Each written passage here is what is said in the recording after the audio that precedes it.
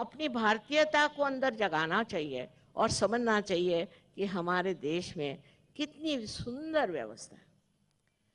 हम कोई एक विशेष धर्म की बात नहीं करते, एक विशेष ग्रुप की बात नहीं, संघ की बात, पर ये बात है हमारे अंदर बसे हुए उस कुंडलिनी की बात जिसके जागरण से आपको आत्म साक्षात्कार होता है।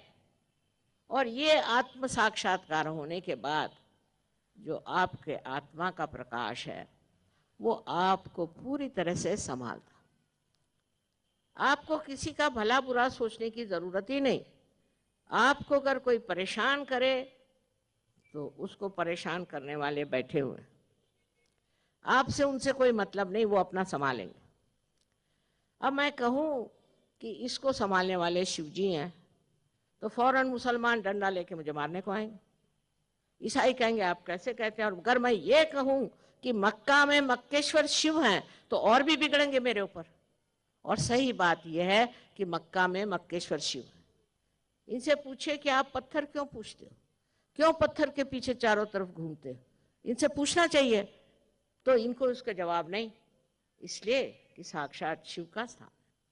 और शिव जी और मोहम्मद साहब कोई दो तीसरे नहीं थे। मोहम्मद साहब भी आदि गुरुओं के एक अवतरण थे। यह हम कह सकते हैं कि वो उसके अवतरण थे, आप चाहे माने या न माने। उसका जो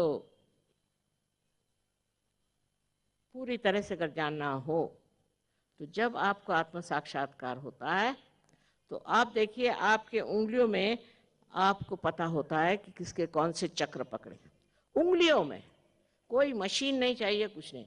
और मोहम्मद साहब ने कहा है कि जब क़यामा आएगा, माने जब आपके ऊपर आशीर्वाद आएगा और आपका परिवर्तन होगा, जब क़यामा आएगा तब आपके हाथ बोलेंगे और आपके खिलाफ शहादत देंगे। लेकिन अगर मुसलमान दूसरे रास्ते चले गए और हिंदू अगर तीसरे रास्ते चले गए और बाकी ईसाई चौथे रास्ते चले गए, उसको ये लोग क्या करें। इन्होंने तो आध्यात्म की बात की थी और इसी क़यामा की बात की थी, इसी परिवर्तन की बात की थी। और हिंदू धर्म में तो हर एक ने कहा था कि ऐसा समय आने वाला।